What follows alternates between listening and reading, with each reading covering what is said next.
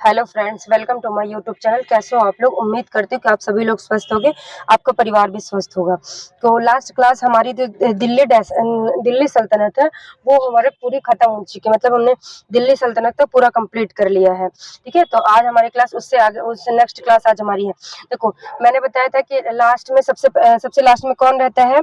इब्राहिम लोदी। इब्राहिम लोदी को कौन मारता है? मतलब बाबर। इब्राहिम लोदी को कौन मारता है? बाबर मारता है। ठीक है, तो पहली बात तो क्वेश्चन ये पूछेगा कि बाबर। देखो, बहुत सारी चीजें है कि जैसे पहला वंश कौन होता है? बाबर।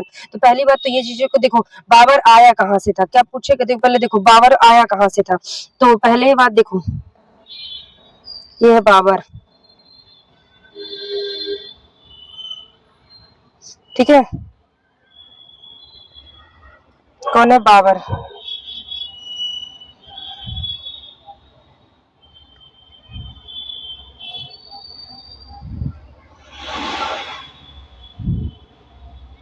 ठीक है, बाबर।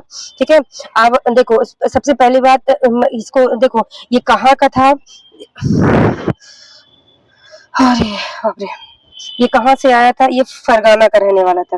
कहाँ का रहने वाला था? फरगाना का रहने वाला था। ये कब आया था भारत? 1483 में भारत आता है। कब आता है? 1483 में भारत। इसकी माता का नाम क्या था?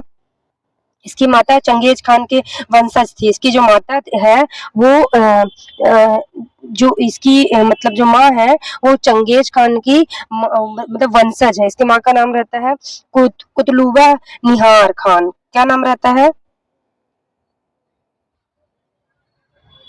कुतलुबा निहार खान। निहार खान। ठीक है, और इसकी ये किसकी वंशज थी? ये चंगेज खान। Genghis Khan. ठीक है, ये चंगेज खान की वंशज थी। ठीक है, इसके पिता कौन थे?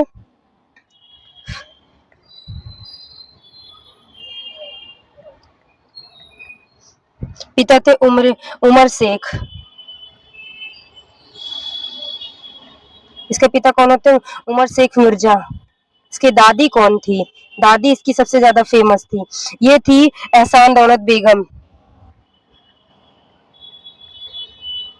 एहसान दौलत बेग। ठीक है, इसकी दादी थी। क्या होता है, ये 11 साल की उम्र में मतलब ये क्या होता है, 11 साल की उम्र में कहाँ का राजा बनता है? 11 साल की उम्र में ये फरगाना का राजा बनता है। कितने वर्ष में? 11 वर्ष। 11 वर्ष की उम्र। क्या होता है? 11 वर्ष की उम्र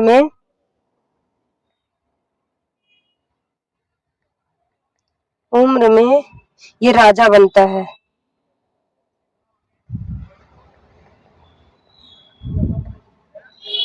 फरगाना का ये राजा बनता है। ठीक है, फरगाना का ये राजा बनता है। ठीक है, इसके बाद ये क्या होता है कि जब ये फरगाना का राजा बनता है तो ये ना, जब फरगाना का राजा बनता है तो ये फरगाना का ही अफगानिस्तान में, तो फरगाना से ये अटैक किसके करता है? समरकंद पे। किस पे कर? जो मतलब वहां की राजधानी रहती है, तो ये मतलब समरकंद पे कब्जा करने के लिए किस पे अटैक करते हैं? समरकंद पे। तो ये जब फरगाना का राजा है तो फरगाना से कहाँ से अटैक करते हैं? समरकंद। तो समरकंद को जीत भी जाते हैं। इसके बाद जब वो जीत जाता है तो सोचता है कि अब मैं यहाँ रहूंगा। जब ये समरकंद में रहता है, और फिर ये किस पे अटैक करता है? काबुल को। फिर ये किस पे अटैक करता है? काबुल को। ये भी काबुल को भी जीत जाता है। फिर जब ये काबुल को जीत जाता है तो फिर क्या होता है, इसके जैसे मतलब काबुल, अब ये काबुल चला गया तो मतलब जो फरगाना था इसके हाथ से निकल जाता है। मतलब तो एक ऐसा हुआ कि ना तो ये घर का हुआ, जैसे वो नहीं होते घर का ना घाट का, बस यही हुआ। पहले ये फरगाना इसके हाथ में था, पर ये जब फरगाना से निकल जाता है समरकंद, तो फरगाना इसके हाथ से निकल जाता है। फिर ये समरकंद इसके कब्जे में आ गया। जब समरकंद से काबुल चला गया तो समरकंद भी इसके हाथ से निकल गया। क्या होता है, देखो क्या होता है, ये पहले फरगाना का राजा रहता है, अटैक करता है समरकंद पे। समरकंद। इसके बाद यहाँ का कौन राजा रहता है? यहाँ का रहता है काबुल। ठीक है, अब इसका इसका कौन राजा रहता है?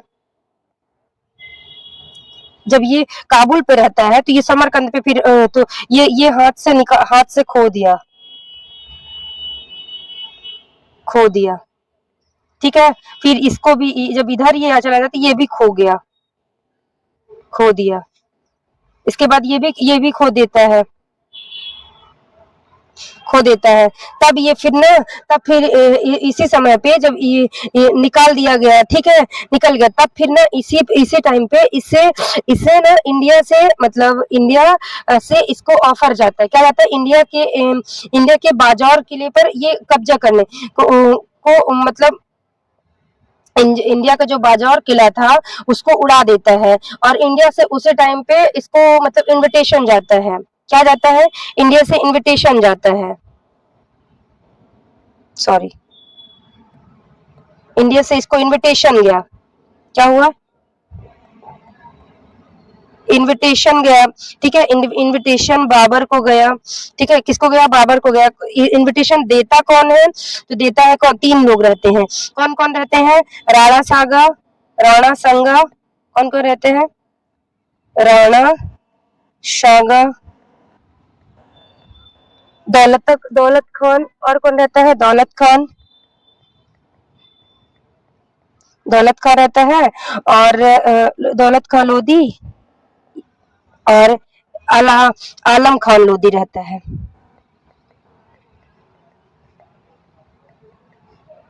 देखो, दौलत खान इब्राहिम का भाई था, ये कौन था, ये ये भाई रहता है, और ये कौन रहता है, ये ये इसका चाचा रहता है, ये इसका चाचा रहता है। फिर ये तीनों इसको इनविटेशन देते हैं, हाँ देखो ये तीनों इनविटेशन दिए। अब ये फिर क्या आता है, ये इंडिया आया, इंडिया आया, ठीक है, ये क्या हुआ, ये इंडिया आया, ठीक है, ये इंडिया आया, और फिर यहाँ पास इसने किसको मार दिया है, इसने इब्राहिम को ये मार देता है, इब्राहिम लोदी को ये मार देता है, ठीक है, इब्राहिम लोदी को मार दिया। कौन सी लड़ाई होती है इसको मारने के लिए, पानीपत की प्रथम लड़ाई, कब, 1526 ईस्वी में, कब, 1526 में, ठीक है, कब, किसके इब्राहिम प्लस बाबर के बीच, ठीक। इसमें विनर कौन होता है, विनर बाबर होता है, ठीक। इसके बाद क्या होता है, अब जब ये इसके बाद इसको ये था कि तुम यहाँ से चले जाओ, तो परंतु ये क्या होता है, ये सोचता है कि अरे उधर से तो मैं सारी चीजें हार के ही आया हूँ, क्या सोचता है, उधर से तो मेरे पास तो खुद ही ऑलरेडी, अगर मैं यहाँ से भी चला गया तब तो मेरे पास कुछ नहीं है, तो फिर ये सोचता है कि अब मैं यहीं लड़ूंगा और अपना राज्य स्थापित करूंगा, क्या करूंगा, मैं यहीं लड़ूंगा और अपना राज्य स्थापित करूंगा। तो अब क्या होता है, ये जो लोग इन्विटेशन देते हैं उन्हीं से इसकी लड़ाई होगी, क्या होगी, जो लोग इसको इनविटेशन देते हैं उन्हीं से इसकी लड़ाई होगी, ठीक है। तो फिर क्या होता है, एक तो मैंने फिर क्या होता है, तो फिर इसी में फिर उन्हीं से इसकी लड़ाई होगी, ठीक है। तो उसी के बीच में कौन सी लड़ाई होगी, पानीपत का द्वितीय युद्ध, पानीपत का फिर द्वितीय युद्ध होगा किसके बीच में, बाबर और राणा सागा के बीच में। देखो ये है बाबर वंश, इसका पूरा नाम क्या रहता है, बाबर का पूरा नाम क्या रहता था, जहीरुद्दीन मोहम्मद बाबर था, जन्म 14 फरवरी 1883 में, आजीवन फरगाना का रहने वाला था, कौन से वंश का था, तैमूर वंश का था, और भारत में मुगल साम्राज्य का संस्थापक कौन माना जाता है, बाबर माना जाता है। भारत में इसने शासन का 1526 से लेकर 1530 से ये 30 तक करता है, और ये 4 साल में इसको हर वर्ष एक युद्ध ही लड़ते रह जाते, क्या होता है इसकी, ये हर वर्ष एक युद्ध ही 1526 में पानीपत का प्रथम युद्ध, पानीपत का प्रथम युद्ध, 27 में खनावा का युद्ध, क्या होगा 27 में खनावा का युद्ध, और तीसरे में चंदेरी, फिर घाघरा, बस इसके बाद घाघरा के बाद खत्म हो जाता है 1930 में, ठीक है, मतलब 1530 में, ठीक है। इसके पुस्तक का नाम है बाबरनामा, तुजुक ए बाबरी, बाबरनामा को किस नाम से जाना था, तुजुक ए बाबरी के नाम से भी जाना जाता, मतलब इसके बुक का क्या नाम है, बाबरनामा, इसको किस नाम से जाना जाता है, तुजुक ए बाबरी के नाम से भी जाना जाता है, किस नाम से जाना जाता है, तुजुक ए बाबरी के नाम से भी जाना जाता है, ठीक। और इसकी मृत्यु कब होती है? 1530 में। कहाँ होती है? आगरा में। पहले इसको आगरा में दफनाया जाता है, पहले इसको आगरा में दफनाया जाता है। इसके बाद फिर इसको कहाँ लेके इसके बाद इसको काबुल लेके मतलब बहुत दिनों बाद फिर इसको काबुल मतलब इसकी कब्र को लेके जाया जाता है। कहाँ? काबुल लेके जाया जाता है। ठीक है, ये याद रखना, ठीक। इसका उत्तराधिकारी कौन रहता है? हुमायूं। हुमायूं जो है इसका उत्तराधिकारी बनता है।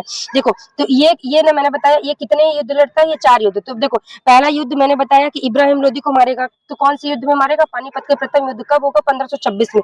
कब होगा? 1526। पानीपत का प्रथम युद्ध। लोदी को हराया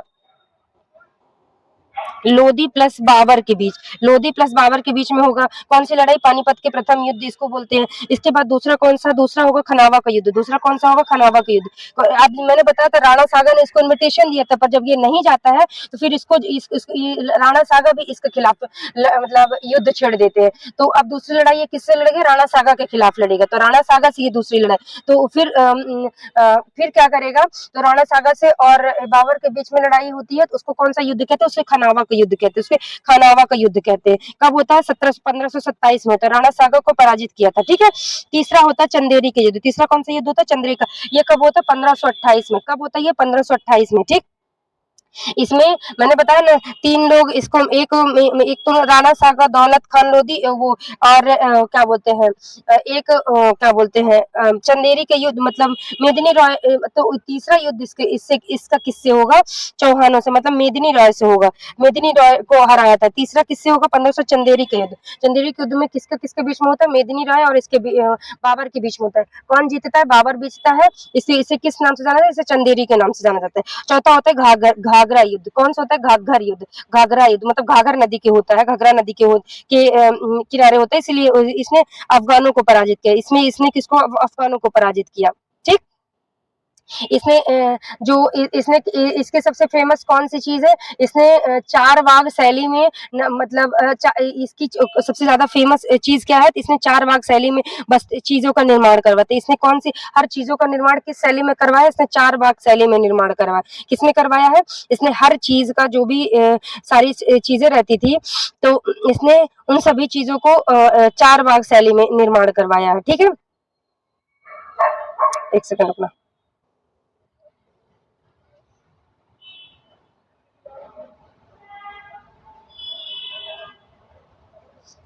मैंने बता दिया ये कितने युद्ध लड़ता है? ये 4 युद्ध लड़ता है। कौन कौन सा? पहला पानीपत, पहला पानीपत, दूसरा पहला पानीपत, ठीक है। दूसरा मैंने बता दिया खनावा का युद्ध। दूसरा कौन सा लड़ता है? खनावा का युद्ध। तीसरा कौन सा लड़ेगा?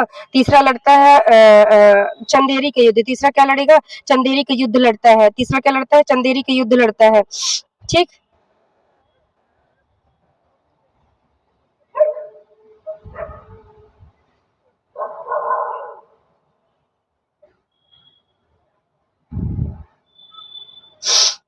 और ये इसने किस शैली में? 4 बाग शैली। काहे के लिए फेमस था? 4 बाग शैली इसी ने बनवाया था। 4 बाग शैली में सारी चीजों का निर्माण करवाया था, ठीक। आगे चले। अगला इसका बेटा कौन था? इसका बेटा था हुमायूं। इसका बेटा कौन था? इसका बेटा हुमायूं रहता है, ठीक है। हुमायूं को क्या होता है? हुमायूं ना ज्यादा शक्तिशाली नहीं रहता है। हुमायूं जो है वो बहुत ज्यादा शक्तिशाली नहीं रहता है।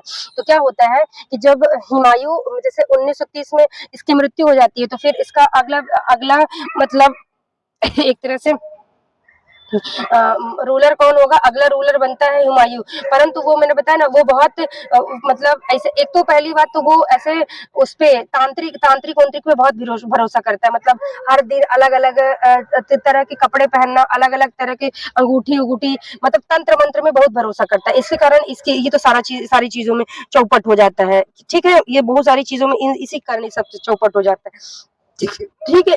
तो जब ये मर जाता है तो पहली बात इसका चौसा का युद्ध होता है। ये चौसा का युद्ध कहाँ होता है? शेरशाह सूरी और इसके बीच में होता है।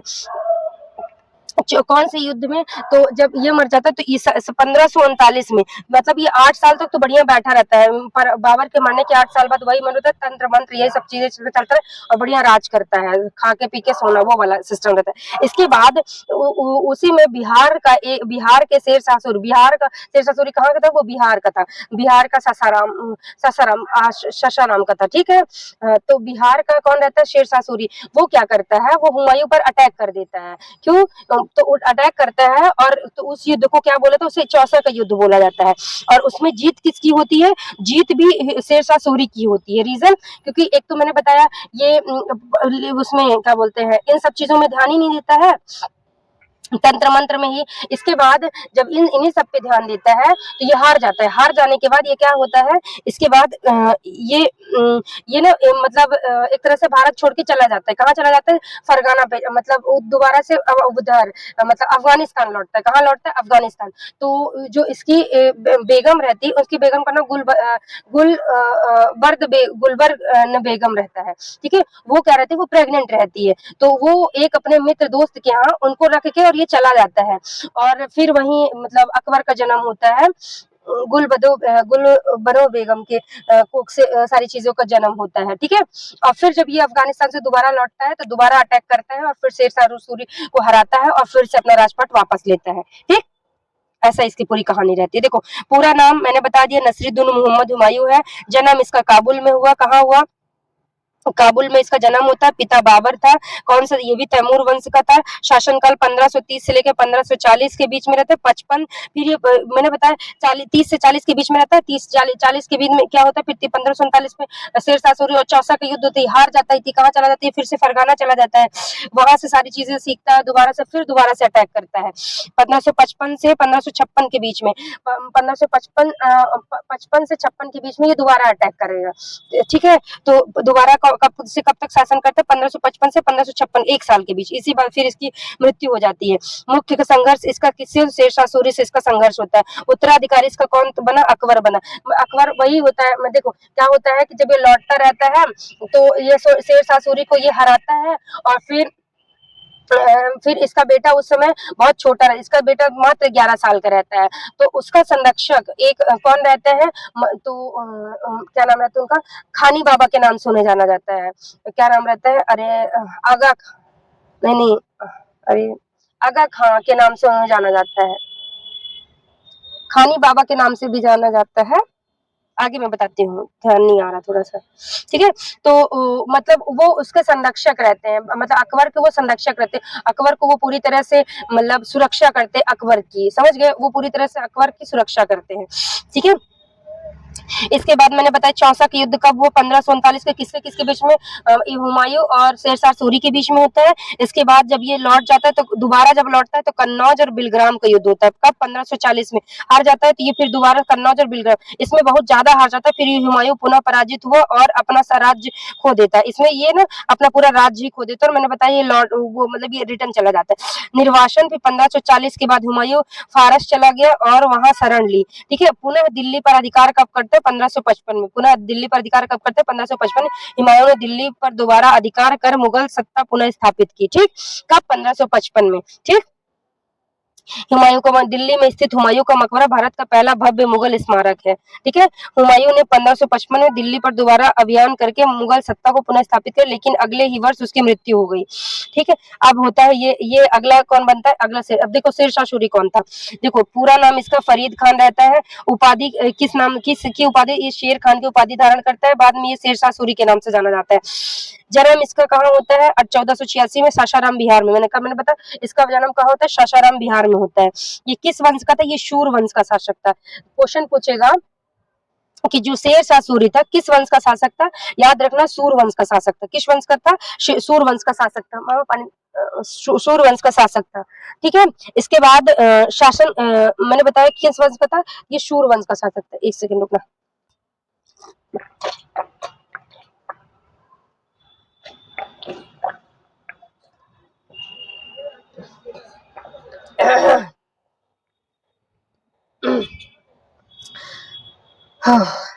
मैंने क्या बताया, ये कहाँ का शासक रहता है, ये सूर वंश का शासक था, ठीक है। 1540 से लेके 45 तक ये पूरी तरह से शासन, इसका शासनकाल मैंने बताया। जब वही वो मतलब एक तरह से जब ये उसको हरा देता है और फिर ये जब रिटर्न चला जाता है, उसी टाइम पे ये पूरा एक तरह से पूरी तरह से 45 में कलिंजर के युद्ध में इसकी मृत्यु हो जाती है। ठीक है, संस्थापक शूर सम्राट उत्तराधिकारी इसका इस्लाम खान सूरी। ये इसीलिए जब जब जान जाता है कि शेरशाह सूरी मर जाता है, तो फिर दोबारा तो कौन अटैक करता है बिलग्राम के युद्ध में, शेरशाह सूरी वो सॉरी हुमायूं अकबर करता है, जब इसका बेटा रहता है, इसीलिए वो हार जाता है और दोबारा से मतलब अपने मुगल साम्राज्य की स्थापना करता है। मकबरा सासाराम बिहार में इसका मकबरा बना है। ठीक है, याद रखें शेरशाह सूरी ने 1540 में हुमायूं को हराकर दिल्ली पर अधिकार किया अपने और अपने प्रशासनिक सुधारों के लिए प्रसिद्ध हो। शेरशाह सूरी सबसे चीज़ों बहुत सारी चीज़ों के लिए इसने बहुत अच्छे-अच्छे काम किए हैं। देखो इसकी प्रमुख उपलब्धि, हुमायूं को पराजित किया, 1539 में हुमायूं पर विजय, कन्नौज, बिलग्राम, 1540 में हुमायूं को निर्णायक रूप से हराया। ठीक, इसने प्रशासनिक सुधार में भूमि की माप, जो आज हम भूमि की माप में जैसे आपको पता है एकड़ एकड़ होता है, बीघा होता है, ये सारी चीज़ों को जो सबसे पहले तो जो माप तौल की पद्धति क्या बोल सकते हैं, एक तरह से जो माप तौल की पद्धति है, तो ये जो माप तौल की पद्धति है, सबसे पहले कौन लेके आता है? सबसे पहले यही लेके आता है। देखो जो माप तौल की पद्धति रहती है, तो इसको सबसे पहले कौन लेके आता है? तो ये हुमायूं ही लेके आता है। ठीक है, कहाँ लेके आता है? भूमि की माप और राजस्व की व्यवस्था को महत्वपूर्ण सुधार किए इसने। प्रमुख मुद्रा इसने सबसे पहले क्या चलाया था? सबसे पहले सिक्का किसने चलाया था? सबसे पहले रुपया रुपया वाला जो सिक्का है किसने चलाया था? सबसे पहले रुपया किसने चलाया था? तो शेरशाह सूरी ने चलाया था। चांदी का सिक्का रुपया जारी किया था। चांदी चांदी सिक्का किसने जारी किया? शेरशाह सूरी ने वो सिक्का जारी किया था, चांदी का सिक्का था। ठीक है, ये आगे चलकर भारत की प्रमुख मुद्रा बना। ठीक है, इसने ग्रांड ट्रक रोड, क्या नाम है उस रोड का? ग्रांड ट्रक, वो आज भी रोड है। कहाँ से ये मतलब इधर साउथ से लेके सीधे अफगानिस्तान तक जाती है, मतलब इंडिया से सीधे अफगानिस्तान तक की एक लंबी रोड किसने निर्माण करा था? शेरशाह सूरी ने। उसका नाम क्या है? Grand truck road. क्या नाम है? Grand truck road. Grand truck road का निर्माण किसने कराया था? तो मतलब क्वेश्चन पूछेगा ग्रांड ट्रक रोड का निर्माण किसने कराया था? ग्रांड ट्रक रोड का निर्माण है तो ये क्या बोलते हैं, शेरशाह सूरी ने कराया था। किसने कराया था? शेरशाह सूरी ने कराया था। ठीक है, महत्वपूर्ण योगदान दिया। इसने डाक व्यवस्था को स्टार्ट किया था। इसने क्या किया था? इसने डाक व्यवस्था, जो आज हम पोस्ट ऑफिस, पोस्टमैन, ये सारी चीजें व्यवस्था चालू है, जिसको सबसे पहले किसने शुरुआत किया था? शेरशाह सूरी ने स्टार्ट किया था। सरायों और डाक चौकियों की व्यवस्था की, जिससे संचार व्यवस्था मजबूत हुई। ठीक है, तो ये किस किस चीज के लिए? एक तो मैंने बताया, मतलब सबसे पहले रुपया सिक्का किसने जारी किया था? शेरशाह सूरी ने चला, इसके लिए फेमस है। डाक व्यवस्था के लिए सबसे पहले किसने स्टार्ट किया था?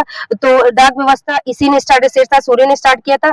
सबसे बड़ी सड़क ग्रांड ट्रक रोड के नाम से उसे जाना जाता है। कहाँ से है? भारत से सीधे अफगानिस्तान तक है। इसको किसने बनवाया था? इसको शेरशाह सूरी ने बनवाया था। ठीक है, और ये जो भूमि का जो मापन है, आज जो हम बीघा और एकड़, डिसमिल, ये सारी चीजें जानते हैं ना, तो इस सब चीजों को प्रचलन जो है, आज सारी चीजों की व्यवस्था जो है, इस सब चीजों की जानकारी किसने दी थी? इसने। तो इन सब चीजों में जो बहुत अच्छे से सुधार किसने किया था? तो वो किसकी देन है? एक तरह से शेरशाह सूरी की देन है। ठीक, भारत की सबसे लंबी रोड ग्रांड ट्रक रोड रुपया शेरशाह सूरी की देन आज भी प्रचलित है। सराय व्यवस्था, यात्रियों के लिए ठहरने और सुरक्षा की सुविधा, मतलब ये जो ग्रांड ट्रक रोड थी, इतनी अच्छी रोड थी उस टाइम पे। आप सोचो ना, 1540 में इतनी अच्छी रोड थी कि एक तो ये इतनी सबसे मतलब बताइए दुनिया की सबसे बड़ी रोड थी, प्लस इसमें हर जगह जगह पे ठहरने की व्यवस्था भी थी, मतलब छाया थी, सारी चीजें, पीने की व्यवस्था थी, तो इतनी अच्छी व्यवस्था, यात्रियों के लिए ठहरने और सुरक्षा की सुविधा भी थी। ठीक, इसका मकबरा कहाँ? सासाराम बिहार में है। इसके बाद मैंने बताया कि इसके बाद इसको कौन दोबारा से अटैक करता है? हुमायूं दोबारा से अटैक करता है। कब? 1554 में। कब अटैक करता है? 1554 में दोबारा से अटैक करता है। 1555 में इसका बेटा रहता है, इसके कारण वो हार जाता है। 1555 में मतलब दोबारा से मुगल वंश का स्थापना हो गई। ठीक है, अब उस समय मैंने क्या बताया कि 1555 में हुमायूं की मृत्यु हो जाती है, पर उस समय उसका बेटा कितने साल का रहता है? मात्र 11 साल का रहता है। कौन रहता है? कितने साल का रहता है? मात्र 11 साल का रहता है। ठीक है, तो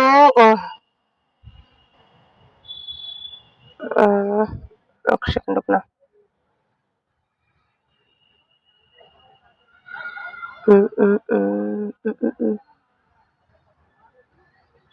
अरे यार इनका उसका नाम ही नहीं आ रहा। खानी बाबा के नाम से उसको जाना जाता है।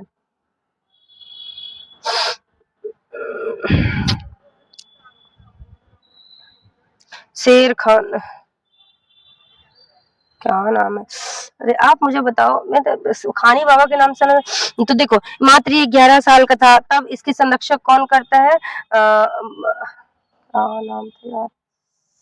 फज्जल खान, अफ़ज़ल खान। कौन इसका संरक्षक रहता है? अफ़ज़ल खान रहता है। नहीं, नहीं अफ़ज़ल खान नहीं रहता। तो इसका संरक्षक मैंने एक तरह से बताया कि नाम मुझे एक्चुअली नहीं याद रहा। उनको उसका मतलब खानी बाबा के नाम से भी वो इसके संरक्षक रहते थे। जब इसके पिता की मृत्यु होती है तो हुमायूँ की जब मृत्यु होता है वो अकबर कितने साल का रहता है? मात्र 11 साल का रहता है। इसकी उम्र तब कितने साल की थी? 11 साल की रहती है। तब वो लोग ना बिलग्राम का युद्ध लड़ते हैं और फिर दोबारा से मैंने बताया अटैक करते हैं और उस टाइम पे फिर जो अकबर था उसको उसका मतलब ताजो मतलब एक तरह से उसको गद्दी पर बैठा के देखो पूरा नाम जलालुद्दीन मोहम्मद अकबर रहता है। 15 अक्टूबर 1542 अमरकोट सिंध में इसका जन्म होता है। पिता हुमायूं की माता हमीदा बानो बेगम से इसका जन्म होता है। ये कौन सा वंश? ये भी तैमूर वंश का शासक था। शासनकाल 1556 लेके 1605 ईस्वी तक। उपाधि अकबर महान। राज्याभिषेक इसका 1556 ईस्वी में। कब? मैंने बताया 1555 में इसके पिता की मृत्यु हो जाती है और कन्नौर में कल्लानौर में पंजाब में इसका क्या होता है? इसका राज्याभिषेक होता है। ठीक है। इसने फिर ये क्या था पानीपत का ये द्वितीय युद्ध लड़ता है। ये पानीपत का युद्ध जिसने ये किसको हराया? इसने पानीपत का द्वितीय युद्ध लड़ता है और ये हेमू को पराजित कर देता है। क्या करता है? जो हेमू को पराजित कर देता है और दिल्ली सल्तनत को मतलब दिल्ली के मुगल साम्राज्य को विस्तार स्टार्ट करता है। 1526 में पानीपत का प्रथम युद्ध, 1526 में 1556 में पानीपत का द्वितीय युद्ध होता है। और एक और युद्ध हल्दी घाटी का सबसे फेमस कौन सा युद्ध रहता है? 1576 में होता है। कब होता है? 1576 में महाराणा प्रताप की सेना के से संघर्ष होता है। ठीक है। महाराणा प्रताप और इन दोनों के बीच में इन दोनों के बीच में संघर्ष होता है और जीतता कौन है? हल्दी घाटी मतलब महाराणा प्रताप मतलब हार जाते हैं और क्या बोलते हैं अकबर जो है जीत जाता है। ठीक है। इसने प्रमुख शासनिक सुधार किए। देखो इसने मनसबदारी व्यवस्था को व्यवस्थित किया। दहसल शाला बंदोबस्त का जो मतलब राजा टोडर मल से संबंधित भूमि राजस्व मतलब जो भूमि की राजस्व व्यवस्था थी उसको बहुत बेहतर बनाया। उसके लिए इसने एक अलग से व्यवस्था बनाई। उसको बोला जाता है दहसाल बंदोबस्त। क्या बोला जाए उसको? दहसाल बंदोबस्त बोला। सूलह एक कुल के नाम से सभी धर्मों के प्रति सहिष्णुता की नीति। देखो क्या होता है कि जब तक मतलब अकबर के जीवन में जोधा नहीं आती है तब तक मतलब ये उसकी एक मतलब ऐसे मतलब जो जैसे मैंने बताया इसकी जन्म देने वाली माँ कौन रहती है? हमीदा बानो बेगम। परंतु इसको जो पालती पोसती हैं तो क्या उसको कुछ दूसरा नाम रहता है तो जो वो ना बहुत खराब रहती है। मतलब हमेशा एक तरह से इसके बारे में हमेशा गलत करती तो वो परंतु ये चीजें नहीं जानता जो वो कहती है वही ये चीजें सारी चीजें करता है। इसीलिए बहुत पहले बोलते हैं अकबर ने बहुत क्रूर शासक था। परंतु तो इसीलिए वो क्रूर था। पर जब ये मतलब जोधा से शादी करता है तो जोधा से शादी के बाद इसकी सारी चीजें मतलब बहुत अच्छे से फिर होती है। 1500 मतलब लगभग 62 से 64 के बाद बहुत अच्छी सारी चीजें करता है। तो देखो सबसे पहले इसने मनसबदारी को व्यवस्था लागू किया। दशा मनो बंदोबस्त को सुलह कुलह सभी धर्मों के प्रति सहिष्णुता की नीति के लिए किसने सुलह ए कुल की नीति अपनाई थी? जजिया कर को इसने समाप्त किया था। कौन से कर को? जजिया कर को किसने लगाया था? मैंने बताया था कुतुबुद्दीन ऐबक ने। जजिया कर किसने लगाया था?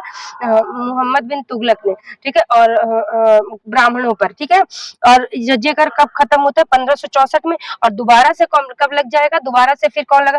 औरंगजेब एक बार दोबारा से लगा देता है। कब लगा कौन लगा देता है? औरंगजेब। तो खत्म कब होता है? 1564 में होता है। ठीक है। इसके बाद देखो अकबर मुगल साम्राज्य के महान सम्राट था। पूरा नाम जलालुद्दीन मोहम्मद अकबर रहता है। 15 अक्टूबर 1542 में कहा? अमरकोट सिंध में। वही सारी चीजें। ठीक है। पानीपत का देखो मनसबदारी व्यवस्था सुलह कुल की नीति सभी धर्मों के प्रति सहिष्णुता। जजिया को 1564 में प्रमुख उपलब्धि दीन ए इलाही के नाम से इसे जाना जाता है। इबादत खान के नाम से भी जाना था। फतेहपुर सीकरी में ये जब इसकी मतलब संतान नहीं होती है तब ये फतेहपुर सीकरी का निर्माण करवाता है। उसी में मतलब ये फतेहपुर सीकरी का निर्माण कर उसी को इबादत खान के नाम से, इबादत खाना के नाम से जाना जाता है। दीन इलाही के नाम इलाही का भी इसने शुरू किया था। ठीक है, फतेहपुर सीकरी अकबर के शासन में प्रमुख राजधानी निर्माण केंद्र। ठीक है, नवरत्न में से इसके मतलब उसमें कौन कौन थे? बीरबल थे, तानसेन थे, अबुल फजल थे, टोडरमल थे। बीरबल के आपने बहुत चतुर और बहुत ज्यादा दिमाग थे। तानसेन आपने सुना होगा, रामतनु पांडे इनका रियल नेम रहता है। कहाँ के रहते हैं? मध्य प्रदेश ग्वालियर के रहते हैं। इन्होंने दीपक राग, ये काहे के लिए ये मतलब अकबर के दरबार में कौन सी राग के लिए फेमस है? दीपक राग को ये मतलब वो सजोते हैं। ठीक है, और 1556 से लेकर 1605 ईस्वी तक अकबर का शासन मुगल साम्राज्य का विस्तार, प्रशासनिक सुधार और धार्मिक सहिष्णुता के लिए प्रसिद्ध है। मुख्य याद रखना, मनसबदारी व्यवस्था चालू करता है और दहसल बंदोबस्त स्टार्ट करता है। सुलह कुलह की नीति अपना जजिया कर को खत्म करते हैं। कब करता है? 1564 में। ठीक, फतेहपुर सिकरी बनवाता है। इबादत खान का निर्माण, दीन इलाही का निर्माण करता है। ठीक, और प्रमुख इसने कौन कौन से इसके ग्रंथ है? अकबरनामा, आईने ई अकबरी के नाम से भी जाना जाता है, और अबुल फजल। ठीक है, अबुल फजल। मृत्यु इसकी कब होती है? 1605 में इसकी मृत्यु। इसका मकबरा कहाँ है? सिकंदरा आगरा में है। इसका मकबरा कहाँ है? सिकंदरा आगरा। इसका उत्तराधिकारी कौन होता है? जहांगीर। जहांगीर मतलब आपने वो क्या बोलते हैं, सलीम अनारकली सुना है ना? सलीम अनारकली, तो इसकी बेटे वही जहांगीर। जहांगीर को ही बचपन में किस नाम से? सलीम के नाम से था। मतलब उसी सलीम को फिर एक उसी वहीं की नाचने वाली, तो उसी से प्रेम, सलीम अनारकली। फिर ये अनारकली को ये जिंदा दीवार में चुनवा देता है। ये सारी कहानी रहती है अकबर की ही। ये मतलब सलीम से रिलेटेड है रहती है। अकबर मतलब ये चीज करवाता है। ठीक है, अगला रहता है, देखो ये है हल्दी घाटी की युद्ध। ये मेवाड़ की वीरता का प्रतीक है। कब होता है? 1576 में। कब होता है? 1576 में। याद रखना, हल्दी घाटी का युद्ध कब होता है? 1576 में। कौन? महाराणा प्रताप और मुगलों के बीच में। मुगल पक्ष अकबर की सेना, जिसका नेतृत्व मान सिंह ने किया था। मान सिंह कौन थे? मान सिंह जो जोधा थे उनके भाई थे। मान सिंह कौन थे? जोधा के भाई थे। और मेवाड़ पक्ष से महाराणा प्रताप थे। कौन थे? महाराणा प्रताप थे। महाराणा प्रताप के प्रमुख सहयोगी हकीम खान, झूर और झालामान थी। इसके महाराणा प्रताप के प्रमुख सहयोगी तो हकीम खान, सूर और झालामान ठीक थे।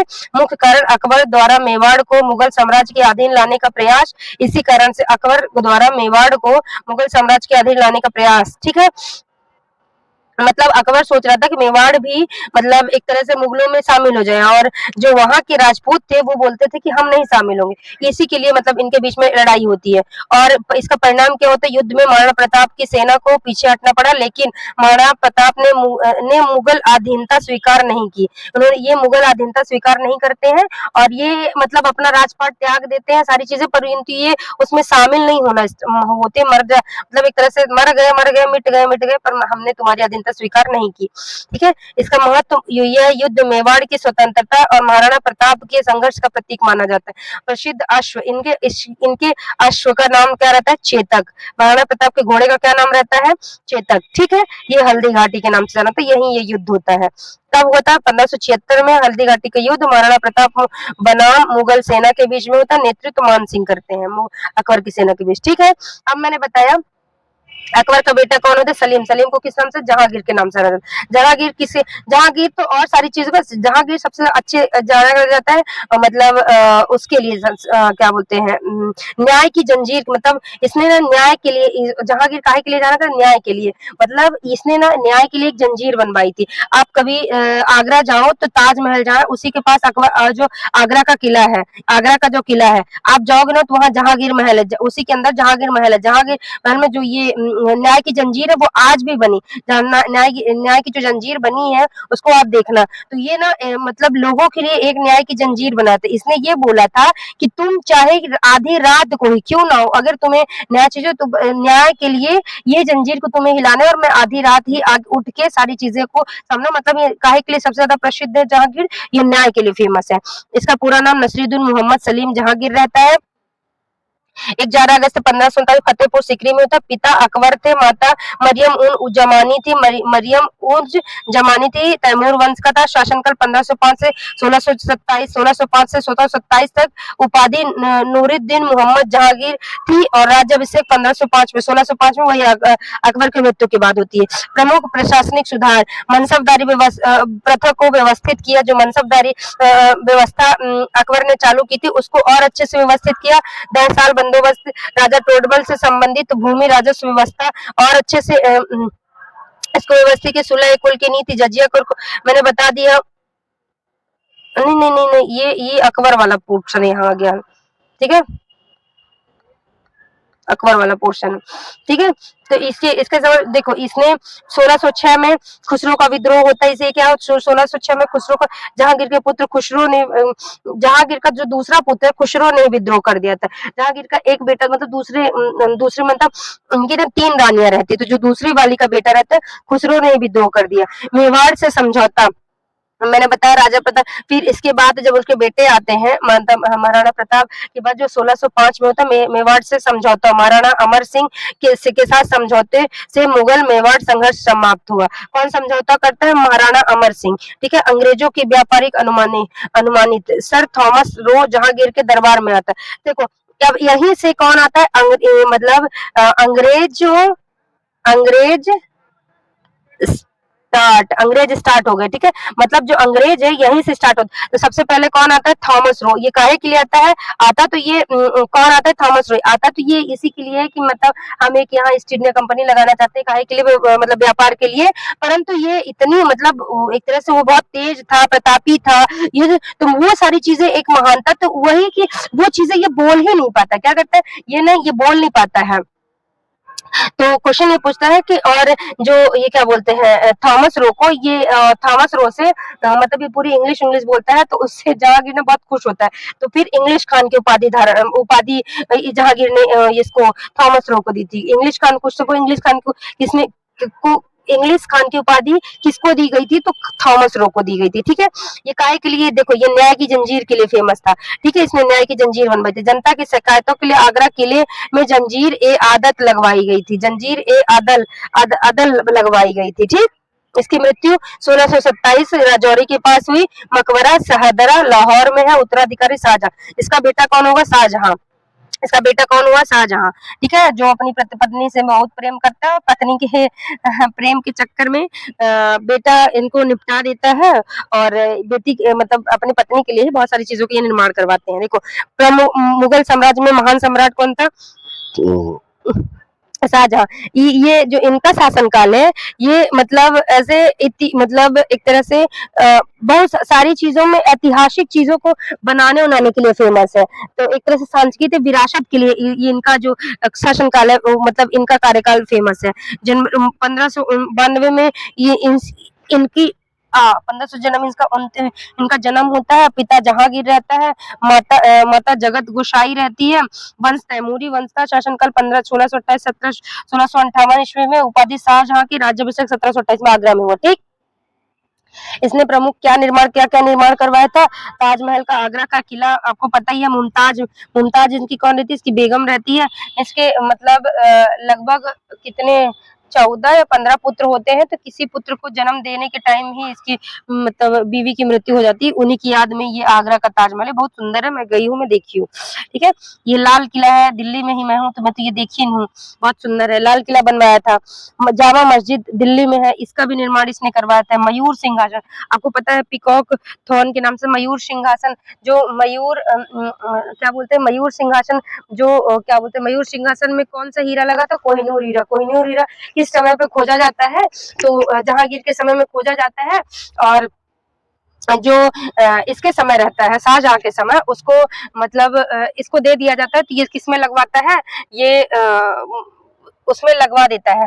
ये जो सिंहासन रहता है, मयूर सिंहासन, तो कोहिनूर हीरा उस पे लगाता है। परंतु जब क्या होता है, औरंगजेब की मृत्यु के बाद जो उसका अगला राजा बनता है,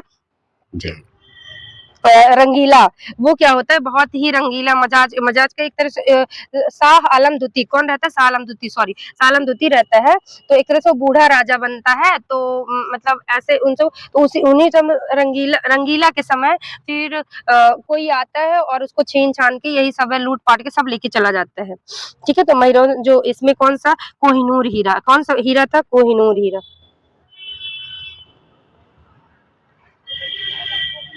कोई नहीं वो लेके चले जाते फिर महाराजा मार्तन सिंह उसको महाराजा मार्तन सिंह उसको महाराजा क्या नाम रहता है रणधीर सिंह राजा रणधीर सिंह उसको जीतते हैं और फिर जब उनकी मृत्यु के बाद वो दिलीप सिंह आते हैं तो फिर से दिलीप सिंह के द्वारा वो अंग्रेजों के हाथ चला अंग्रेजों के बाद वो आज की जो इंग्लैंड की जो महारानी है तो महारानी जिस गद्दी पे बैठती तो जो वहां पर हीरा लगा है वो किसका है वो हमारे भारत देश का है समझ गए जो यह हमारी केजीएफ बनी है जो केजीएफ कोल माइन है वहां से वो कोहिनूर हीरा निकाला गया था ठीक देखो और देखो मैंने बता दिए तैमूर वंश का ये सारी चीजें इसकी प्रमुख घटनाएं कंधार के लिए मुगलों और फारस के बीच संघर्ष हुआ था कंधार के लिए मुगलों और फारस के बीच संघर्ष हुआ दक्कन में मुगल विस्तार हुआ दक्कन के मतलब साउथ वाले क्षेत्र में भी मुगलों का विस्तार हुआ राजधानी आगरा से शाहजहां दिल्ली स्थानांतरित इसने अपनी जो राजधानी है उसको मतलब आगरा का किला ये बनवाता है और जो राजधानी है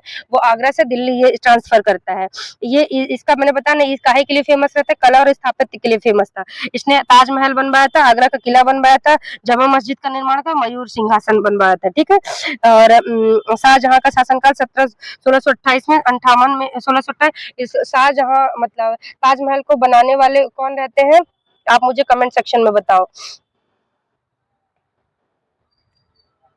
लाहौरी के नाम से उन्हें ऐसे याद है थोड़ी थोड़ी याद करो लाहौरी ठीक है इसके बाद इसका बेटा कौन होता है शाहजहां औरंगजेब इसका बेटा कौन होता है इसके 100 पुत्र रहते हैं ये अपने मतलब सारे भाइयों को मार के अकेला फिर ये क्या होता है ये मतलब सिंहासन पर बैठता है इसने ये छठे सम्राट के रूप में पूरा नाम अबुल मुजम्मिल मुहिउद्दीन मोहम्मद औरंगजेब आलमगीर था शाहजहां था इसका माता मुमताज महल थी गद्दी पर बैठने का वर्ष 1658 उपाधि आलमगीरपुर शासनकाल 1758 लेकर 1707 तक 1707 में अहमदनगर के निकट ये बैठता है के निकट उसकी मृत्यु हो जाती है इसने सिंहासन के लिए युद्ध किया था 1657 से लेकर 1600 मतलब ये क्या करता है ये अपने पिता से ही युद्ध करता है क्या कहता है ये तो ऐसे ताका रहता है कि भाई मेरा पिता मुझे गद्दी पे मतलब ये सबसे क्रूर शासक था कौन सबसे एक तरह से हरामी क्रूर शासक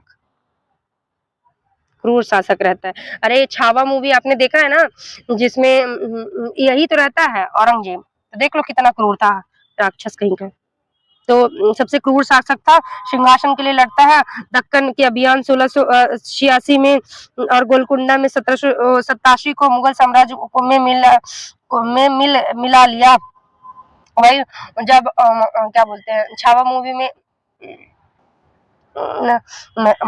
मतलब इसका क्या बोलते हैं मुगलों के द्वारा जो बताती हूँ आगे ध्यान नहीं सोता जाता फिर मराठों के साथ इसका संघर्ष हुआ शिवाजी के उत्तराधिकारी के साथ लंबे समय तक युद्ध चला अंत में फिर भी हार नहीं मानते इसके सामने प्रमुख प्रशासनिक सुधार फतेह ए आलमगीरी का संकलन करवाया इस्लामिक कानूनों को प्रशासनिक प्रशासन में अधिक महत्व दिया जजिया कर को पुनः लागू किया 1600 कब किया था आप देखो 1669 में 79 में ये दोबारा से लागू किए सूबों का विभाजन और प्रशासन को सुव्यवस्थित किया मतलब प्रशासन ऐसे अलग अलग डिवीजन में से एक राज्य व्यवस्था केंद्र व्यवस्था ऐसी केंद्र व्यवस्था केंद्र के अंदर होगी राज्य के अंदर होगा जिला व्यवस्था और गांव ग्राम व्यवस्था ऐसी ऐसी तो ये सारी चीजों को प्रॉपर एक व्यवस्था उसको एक तरह से प्रॉपर व्यवस्था करता है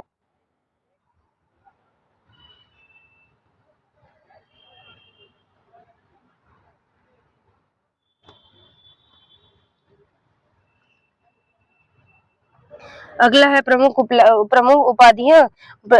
उपाधियों में कौन रहता है? मुगल साम्राज्य का विस्तार अपने चरम पर पहुंचा। इस टाइम पर जो मुगल है पूरी तरह से इसने बहुत जगह पे कब्जा कर लिया थी, अपने विस्तार पूरे चरम सीमा में बीजापुर, गोलकुंडा, बीजापुर इन सब को में ये जीत लेता है और इन सब में पूरी तरह से अपने में मिला लेता है। कई सड़े और किलों का निर्माण करवाया, सैन्य संगठन मजबूत किया और अनुशासन पर विशेष ध्यान दिया।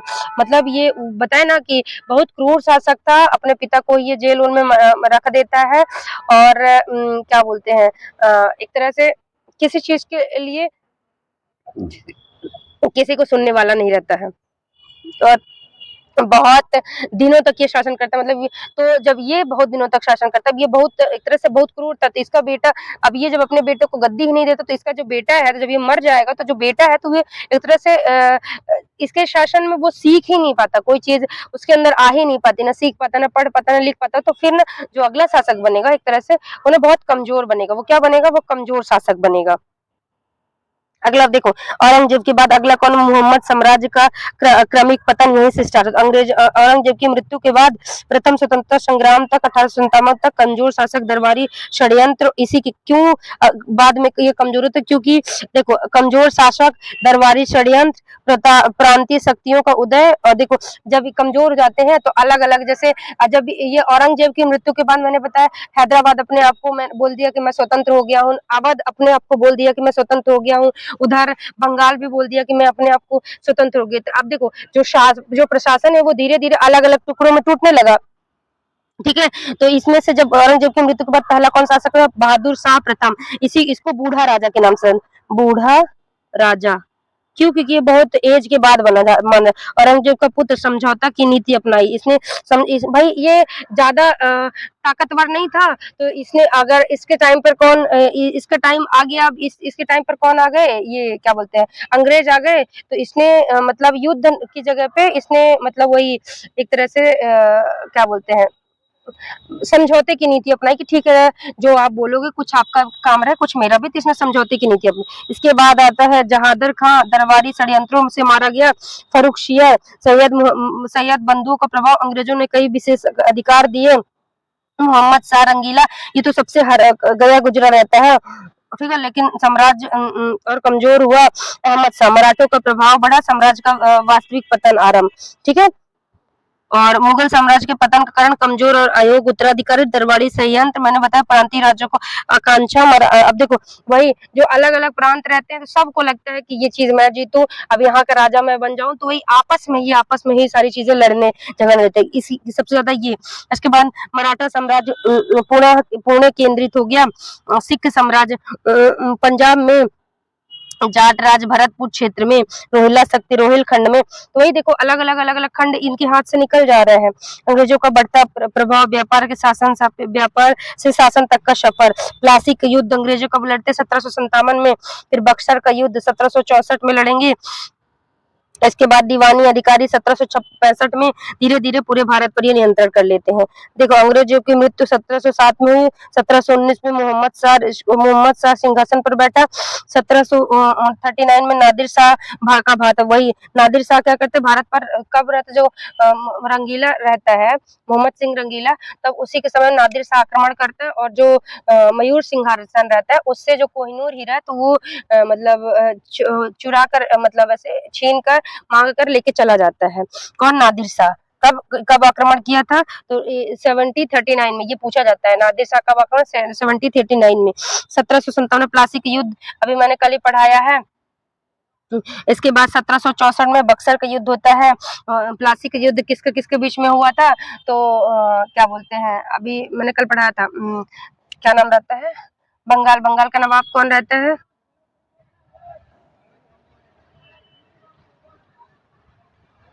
बंगाल का नवाब कौन रहता है मैंने बताया था आपको।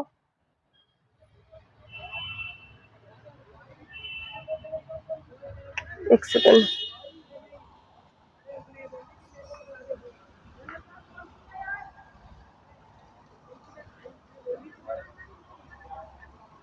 उसके बाद मैंने बताया मोहम्मद सिंह रंगीला, बाद में ये मारा जाता है और फिर इसकी मृत्यु हो जाती है। ठीक है, इसके बाद अगला है, देखो ये है प्लासी और बक्सर का युद्ध। प्लासी का युद्ध कब होता है? मैंने बताया 1757 में।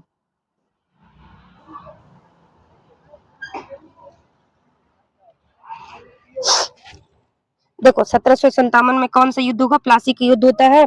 प्लासी बंगाल के बीच में होता है। किसके किसके बीच? ईस्ट इंडिया कंपनी और बंगाल के बाद नवाब सिराजुद्दौला रहता है। अंग्रेजों का नेतृत्व किसने किया था? रॉबर्ट क्लाइव ने किया। नवाब का प्रमुख सेनापति कौन रहता है? मीर जफर रहता है। परिणाम विजय, अंग्रेजों की विजय होती है। देखो नवाब सिराजुद्दौला सिराज के बीच में और अंग्रेजों के बीच में, और सिराज को हेल्प कौन करता है? तो ये मतलब मुगल भी सिराज को हेल्प करते हैं, ठीक। और बक्सर का युद्ध फिर किसके किसके बीच में? 1764 में होता है। इसमें ईस्ट इंडिया कंपनी बनाम मीर कासिफ, शुजाउद्दौला और शाह आलम द्वितीय, ठीक। इस समय अंग्रेजों का नेतृत्व किसने? हेक्टर मुनरो ने किया था। प्लासी के समय रॉबर्ट क्लाइव ने, और बक्सर के समय हेक्टर मुनरो करता है, ठीक है। परिणाम अंग्रेजों को निर्णायक विजय। महत्व, इस युद्ध के बाद बंगाल जो है, बिहार, उड़ीसा, इन सब के अलग अलग प्रभाव मजबूत हुए। और 1765 में इलाहाबाद की संधि के बाद कंपनी को बंगाल और बिहार में, उड़ीसा में दीवानी प्राप्त हुई, ठीक है। इसके बाद वही प्लासी की युद्ध 1757 में, बक्सर की 1764 में, इलाहाबाद की सत्ती होती है 1765 में। और अब यहाँ से फिर धीरे धीरे कौन आएंगे? अब पूरी तरह से भारत में कौन आएंगे? अंग्रेज आएंगे। अंग्रेज में भी अब अलग अलग, अब तो आपको मैं एक क्लास पहले देखो, एक तो थोड़ी सी भक्ति वाला पढ़ा दूं, और एक क्लास में मतलब एक तरह से मान लो तो अभी आपकी दो दो क्लास होगी। एक भक्ति आंदोलन वाली, तो उसी में भक्ति आंदोलन पढ़ाऊंगी, और उसी में एंग्लो मराठा वॉर पढ़ा दूंगी। नहीं, भक्ति आंदोलन पढ़ाऊंगी और एक क्लास ले लूंगी मराठा का पूरा, मतलब मराठा साम्राज्य। उसके बाद फिर आ जाएंगे हम आधुनिक मतलब इतिहास में, जिसमें ये ईस्ट इंडिया कंपनी वगैरह है, ठीक है। चलिए मिलते हैं कल। सेशन अच्छा लगे तो प्लीज लाइक, शेयर, सब्सक्राइब करना। Thank you for watching, bye. Welcome to Study with Arpana. Don't forget to like, share it with your friends, and subscribe to our channel. Press the bell icon for watching.